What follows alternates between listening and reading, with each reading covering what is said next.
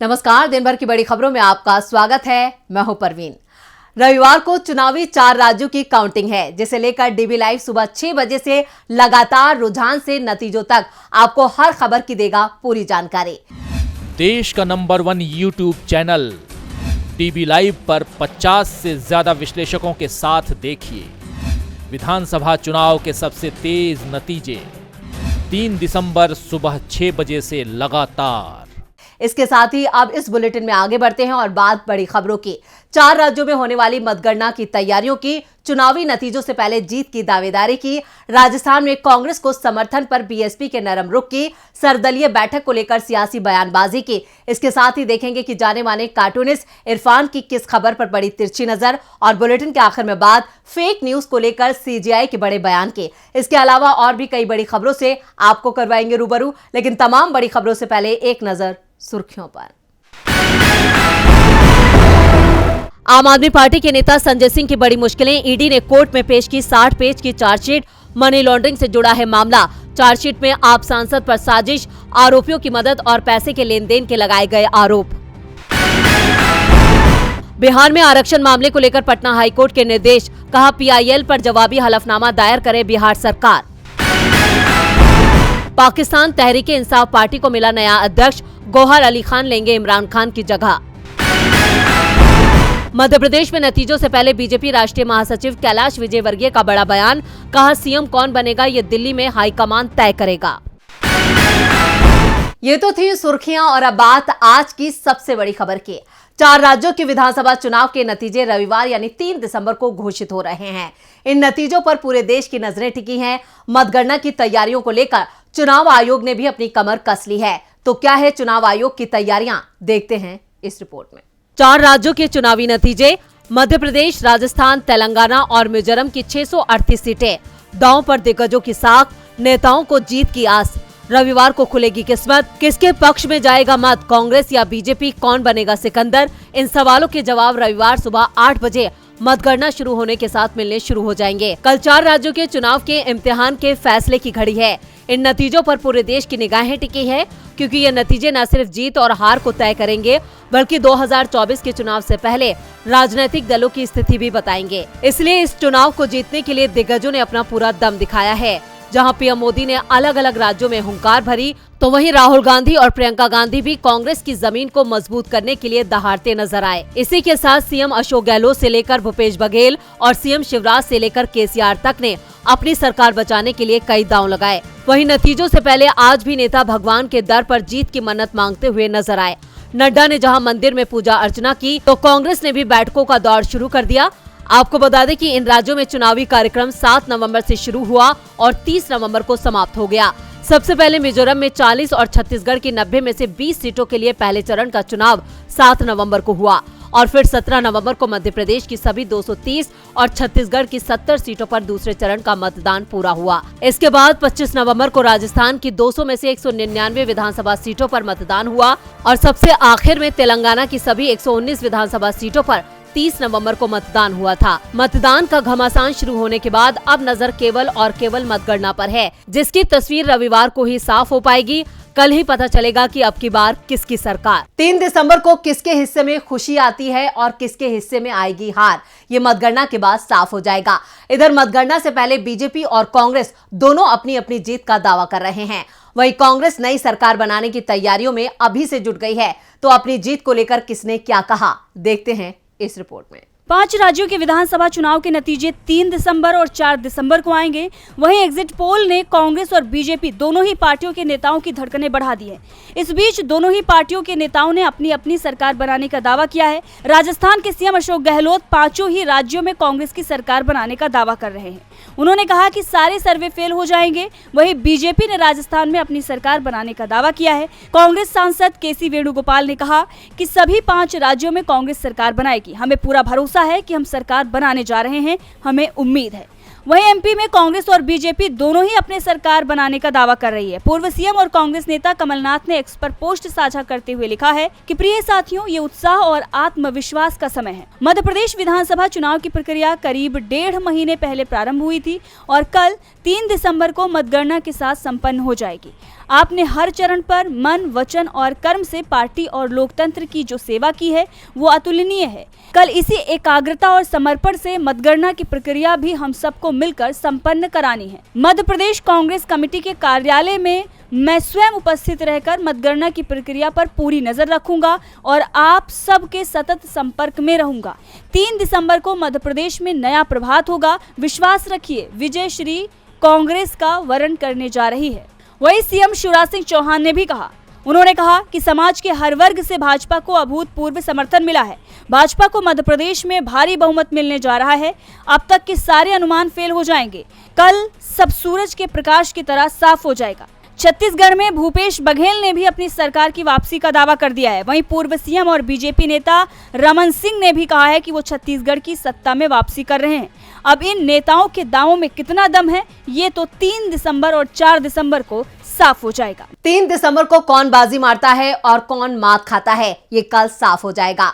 इधर राजस्थान में किसकी सरकार बनेगी और कौन कौन नेता विधायक बनकर विधानसभा पहुंचेंगे, इसका फैसला भी 3 दिसंबर को मतगणना के बाद हो जाएगा। लेकिन कांग्रेस और बीजेपी में दावे और तंज कसने का दौर जारी है। इस बीच चुनाव नतीजों से ठीक एक दिन पहले बीएसपी ने बड़ा ऐलान किया है। तो क्या है पूरी खबर, देखते हैं इस रिपोर्ट में। राजस्थान विधानसभा चुनाव में कांटे का मुकाबला देखने को मिला है, तो वहीं कांग्रेस प्रदेश में रिवाज बदलते हुए सत्ता में बने रहने का दावा करती नजर आ रही है। इस बीच 30 नवंबर को जारी हुई कई चैनलों के एग्जिट पोल ने भी कांग्रेस की जीत का दावा पेश कर दिया। दरअसल 3 दिसंबर यानी कि रविवार को राज्य में मतगणना होगी। इससे पहले बहुजन समाज पार्टी की राज्य इकाई ने बड़ा ऐलान किया है। दरअसल कांग्रेस और बीजेपी बहुमत नहीं मिलने की दिशा में निर्दलियों और बागियों के दरवाजे पर दस्तक दे सकती है और शायद यही वजह है कि बसपा पार्टी ने बड़ा दांव चला है। बसपा की राजस्थान इकाई के अध्यक्ष भगवान सिंह बाबा ने कहा कि राज्य में पार्टी ने पूरी मजबूती के साथ चुनाव लड़ा और इस बार 6 से ज्यादा प्रत्याशी जीत कर आएंगे। उन्होंने कहा कि हमारी राष्ट्रीय अध्यक्ष मायावती ने स्पष्ट किया है कि इस बार बिना शर्त किसी को समर्थन नहीं देंगे। अगर जीते हुए प्रत्याशियों को कैबिनेट में जगह दी जाएगी तभी वो किसी दल को समर्थन करेंगी। बीएसपी के इस ऐलान से बीजेपी की चिंता बढ़ गई है। चिंता तो विपक्ष ने भी मोदी सरकार की बढ़ा दी है। देश में एक तरफ चुनावी माहौल चल रहा है जिसे लेकर लगातार सियासी पारा गर्मा रहा है, तो वहीं दूसरी तरफ शीतकालीन सत्र को लेकर भी हलचल तेज है। संसद के शीतकालीन सत्र से पहले आज सर्वदलीय बैठक हुई जिसमें रक्षा मंत्री राजनाथ सिंह, वाणिज्य मंत्री पीयूष गोयल, कांग्रेस नेता जयराम रमेश समेत कई दिग्गज नेता शामिल हुए। इस दौरान कई महत्वपूर्ण बिलों को लेकर चर्चा हुई। तो क्या कुछ हुआ सर्वदलीय बैठक में, देखते हैं इस रिपोर्ट में। संसद के शीतकालीन सत्र में हंगामे के आसार नजर आ रहे हैं। चुनाव में उठी बयानों को लेकर, महुआ से जुड़ी रिपोर्ट को लेकर, बेरोजगारी समेत जाति जनगणना के मुद्दे को लेकर इस बार विपक्ष आक्रामक रूप में नजर आ रहा है। सत्र के शुरू होने से पहले ही विपक्षी नेताओं ने मोदी सरकार को घेरना भी शुरू कर दिया, जिससे साफ हो गया कि सत्र में हंगामे का शोर तो गूंजेगा ही। वहीं इन संकेतों के बीच संसदीय कार्य मंत्री प्रहलाद जोशी ने भी बैठक बुलाई। इसमें रक्षा मंत्री राजनाथ सिंह, वाणिज्य मंत्री पीयूष गोयल, कांग्रेस नेता जयराम रमेश, गौरव गोगोई और प्रमोद तिवारी, तृणमूल कांग्रेस के नेता सुदीप बंदोपाध्याय, राष्ट्रवादी कांग्रेस पार्टी की नेता फौजिया खान और आरएसपी नेता एनके प्रेमचंद्रन समेत कई दिग्गजों ने हिस्सा भी लिया। वह इस बैठक में संसदीय कार्य मंत्री प्रहलाद जोशी ने कहा कि शून्यकाल नियमित रूप से होता रहा है। हमने सभी दलों से अनुरोध किया है कि सदन में मुद्दों पर सार्थक बहस हो। इसके लिए माहौल बनाए रखा जाना चाहिए। चर्चा नियमों और प्रक्रियाओं का पालन करते हुए होनी चाहिए। सरकार सभी मुद्दों पर चर्चा करने के लिए तैयार है। वहीं तृणमूल कांग्रेस के सूत्रों ने बताया कि सर्वदलीय बैठक में पार्टी ने 6 मुद्दे उठाए। टीएमसी का प्रतिनिधित्व सुदीप बंदोपाध्याय और डेरेक ओब्रायन ने किया। सूत्रों के मुताबिक तृणमूल के नेताओं ने मीटिंग में कहा कि दुर्भाग्य से आपने संसद सत्र से पहले इन सर्वदलीय बैठकों को समय की बर्बादी बना दिया। हमें मूर्ख क्यों बनाया जा रहा है। टीएमसी नेताओं ने आरोप लगाया कि पिछले सत्र में सरकार ने सर्वदलीय बैठक में साझा किए बिना सत्र के बीच में गुप्त रूप से बिल जोड़ दिए। जहां एक तरफ टीएमसी ने मीटिंग में सरकार पर गंभीर आरोप लगाए, तो वहीं दूसरी तरफ मायावती ने भी जाति जनगणना का मुद्दा उठाया। इसके साथ ही जेएमएम सांसद महुआ मांझी ने कहा कि गैर भाजपा नेताओं को परेशान करने के लिए जैसे वो लोग सीबीआई और ईडी का इस्तेमाल कर रहे हैं, ये देश के लोकतंत्र के लिए खतरनाक है। अब मीटिंग में भी विपक्षी दलों ने मोदी सरकार पर जमकर भड़ास निकाली। ऐसे में देखना होगा कि जब संसद का सत्र शुरू होगा तो सरकार और विपक्ष के बीच आर पार कैसे होगा। संसद के शीतकालीन सत्र के हंगामेदार रहने के पूरे आसार हैं। हंगामा तो महुआ मोइत्रा के मामले में भी मचने वाला है। संसद में सवाल के बदले पैसे लेने के आरोप में एथिक्स कमेटी ने टीएमसी सांसद महुआ मोइत्रा की मुश्किलें बढ़ा दी हैं। मोइत्रा को शीतकालीन सत्र में बड़ा झटका लग सकता है। दूसरी तरफ महुआ मोइत्रा लगातार बीजेपी और एथिक्स कमेटी पर पलटवार कर रही हैं और वहीं अब कांग्रेस ने महुआ मोइत्रा का साथ दिया है, जिससे एथिक्स कमेटी भी सवालों में आ गई है। कैश फॉर क्यूरी केस में फंसी टीएमसी सांसद महुआ मोइत्रा को लेकर लोकसभा की एथिक्स कमेटी सोमवार को रिपोर्ट पेश करेगी। इस रिपोर्ट में महुआ को सदन से निष्कासित करने की सिफारिश की गई है। अगर लोकसभा में पैनल की इस रिपोर्ट के सुझाव में समर्थन में वोट पड़ते हैं तो मोइत्रा को सदन से निष्कासित कर दिया जाएगा। आपको बता दें कि सोमवार से संसद का शीतकालीन सत्र शुरू हो रहा है। पैसे लेकर सवाल पूछने के आरोप में टीएमसी सांसद महुआ मोइत्रा को निष्कासित करने की सिफारिश करने वाली लोकसभा आचार समिति की रिपोर्ट सोमवार को संसद के निचले सदन में पेश की जाएगी। इससे पहले कांग्रेस के सांसद ने समिति की कार्रवाई की समीक्षा की मांग की है। लोकसभा में कांग्रेस के नेता और लोकसभा सांसद अधीर रंजन चौधरी ने लोकसभा अध्यक्ष ओम बिरला को इस बारे में चिट्ठी लिखा है। रंजन ने अपनी चिट्ठी में लिखा कि सदन से निष्कासन की कार्रवाई बड़ी सजा है। महुआ के खिलाफ एक्शन लेने के मामले में क्या स्टैंड ऑपरेशन प्रोसीजर का पालन हुआ है और क्या रुपए लेने के बारे में मनी ट्रेल को स्थापित किया जा सका है। आपको बता दें कि सुप्रीम कोर्ट के वकील जय अनंत देहदराई ने महुआ मोइत्रा पर संसद में पैसे लेकर सवाल पूछने का आरोप लगाया था। इस संबंध में जांच के लिए उन्होंने सीबीआई के महानिदेशक को पत्र भेजा, जिसके साथ उन्होंने कई साक्ष्य शामिल किए थे। अनंत की शिकायत के आधार पर बीजेपी सांसद निशिकांत दुबे ने महुआ मोइत्रा पर आरोप लगाया था कि हीरानंदानी समूह के सीईओ दर्शन हीरानंदानी से कैश और महंगे तोहफों को लेकर संसद में महुआ सवाल पूछती हैं। अब देखना होगा कि संसद के शीतकालीन सत्र में क्या होता है। महुआ को लेकर संसद में घमासान मचना तय माना जा रहा है। इधर महाराष्ट्र में भी फिर सियासी घमासान मचा है। राज्य की शिंदे सरकार अब लोगों के निशाने पर आ गई है। मराठा आरक्षण को लेकर राज्य की शिंदे सरकार मुश्किलों में घिर गई है। मराठा आंदोलन को लेकर लोगों ने पहले छगन भुजबल का विरोध किया, अब अजीत पवार को लेकर भी नाराजगी बढ़ गई है। क्या है पूरी खबर, देखते हैं इस रिपोर्ट में। मराठा आरक्षण के मुद्दे पर महाराष्ट्र का सियासी पारा काफी गर्म हो गया है। मराठा संगठन आक्रामक हो गए हैं। मराठा आरक्षण के मुद्दे पर कई गांवों में राजनीतिक नेताओं की घेराबंदी तक कर दी गई है। खबरों के मुताबिक प्रदर्शनकारियों ने चेतावनी दे दी है कि शिंदे सरकार के मंत्री और नेता बिना आरक्षण के गांव में कदम न रखें। छगन भुजबल के बाद उप मुख्यमंत्री अजीत पवार का भी विरोध किया जा रहा है। संभाजी नगर में मराठा प्रदर्शनकारियों ने अजीत पवार का जमकर विरोध किया। मराठा क्रांति मोर्चा की कार्यकर्ताओं ने तहसीलदारों को पत्र देकर कहा, साहित्य सभाओं में राजनीतिक नेताओं को ना बुलाएं, उन्हें नहीं आना चाहिए। छगन भुजबल के बाद अजीत पवार का भी मराठा प्रदर्शनकारियों ने विरोध किया। संभाजी नगर के गंगापुर में मराठवाड़ा साहित्य सम्मेलन में मराठा आंदोलनकारियों ने राजनीतिक नेताओं का जमकर विरोध किया। मराठा प्रदर्शनकारियों ने मांग की कि राजनीतिक नेताओं को साहित्य सम्मेलन में शामिल नहीं होना चाहिए। साहित्य सम्मेलन में राजनीतिक नेताओं का विरोध करते हुए तहसीलदारों को खत लिखा गया है। खत में कहा गया है कि हम साहित्य सम्मेलन के खिलाफ नहीं हैं, लेकिन ऐसा देखा जा रहा है कुछ राजनीतिक समूह सम्मेलन की आड़ में अपना प्रचार कर रहे हैं, जबकि मराठा आरक्षण का मुद्दा पिछले 3 महीने से लंबित है।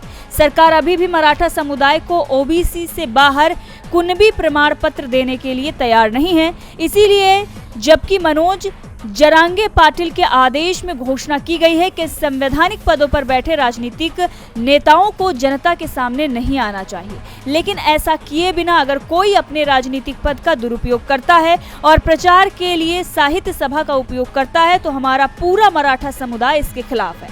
हालांकि हम शांतिपूर्ण लोकतांत्रिक तरीके से राजनीतिक नेताओं का विरोध करने जा रहे हैं। प्रशासन को राजनीतिक दलों को आने से रोकना चाहिए। मराठा आरक्षण की मांग लगातार राज्य में जोर पकड़ रही है, जिससे महाराष्ट्र की शिंदे सरकार फिलहाल दबाव में है। विपक्ष के साथ साथ आंदोलनकारी भी शिंदे सरकार की आलोचना कर रहे हैं। महाराष्ट्र के बाद देखते हैं कि जाने माने कार्टूनिस्ट इरफान की किस खबर पर पड़ी तिरछी नजर।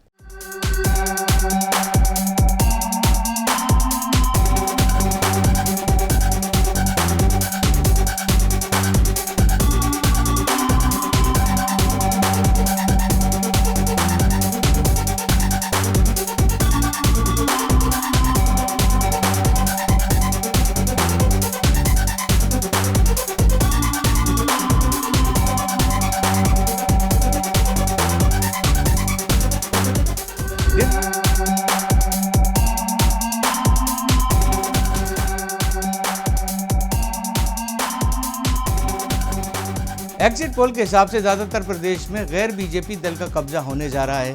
ऐसा खतरा बना हुआ है कि एमपी और महाराष्ट्र की तरह से बीजेपी फिर से वही फॉर्मूला नहीं अपनाए। ऐसे में निर्दलीय उम्मीदवारों की तो लॉटरी लग जाती है, जैसे दूल्हे को दुल्हन के साथ भारी दहेज मिल जाता है।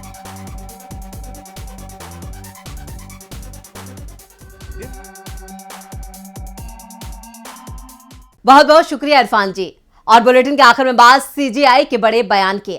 देश में फेक न्यूज और गलत जानकारी बड़ी समस्या बन गई है, जिसको लेकर चीफ जस्टिस डीवाई चंद्रचूड़ ने बड़ा बयान दिया है। सीजेआई ने चिंता जाहिर करते हुए कहा कि फर्जी खबरों का लक्ष्य सच को खत्म करना है। और क्या कुछ कहा है सीजेआई ने, देखते हैं इस रिपोर्ट में। देश में फर्जी खबरें और गलत सूचना बड़ी समस्या बन चुकी है। इस बारे में चीफ जस्टिस डीवाई चंद्रचूड़ ने कहा कि फर्जी खबरों और गलत इन्फॉर्मेशन से लोकतंत्र कमजोर होता है। फर्जी खबरों का मकसद होता है सच को नष्ट करना। जस्टिस चंद्रचूड़ 14वें न्यायमूर्ति वीएम तारकुंडे मेमोरियल व्याख्यान में शामिल हुए। यहाँ उन्होंने डिजिटल युग में व्यक्तिगत स्वतंत्रता को कायम रखना, गोपनीयता, निगरानी और अभिव्यक्ति की स्वतंत्रता पर भाषण दिया। उन्होंने कहा कि प्रसार के आधार पर फर्जी खबरें सत्य को खत्म कर देती हैं। फेक खबरों में लोकतांत्रिक चर्चा को हमेशा के लिए खराब करने की शक्ति होती है। स्वतंत्र विचारों के बाजार को नकली कहानियों से भरना है। आपको बता दें कि सीजेआई ने आगे कहा कि दुनिया भर में चाहे वो लीबिया हो, फिलीपींस हो, जर्मन हो या संयुक्त राज्य अमेरिका भी फेक खबर से कलंकित हो चुके हैं। सीजेआई ने कहा कि मुझे याद है कि कोविड-19 के दौरान जब हम महामारी के दौर में थे, तब इंटरनेट सबसे ज्यादा फर्जी खबरों और अफवाहों से भरा था। विद्वानों के लिए वो हास्य का सोर्स था। सीजेआई ने आगे कहा कि डिजिटल युग में गोपनीयता सिर्फ डेटा सुरक्षा तक का मामला नहीं है, ये मौलिक अधिकार का मामला है। देश के हर नागरिक की, चाहे उसकी सामाजिक आर्थिक स्थिति कैसी भी हो, निजता का अधिकार है। आपको बता दें कि इससे पहले भी सीजेआई फेक न्यूज पर अपनी बात रख चुके हैं। तो आज इस बुलेटिन में इतना ही। देखते रहिए डीबी लाइव। नमस्कार।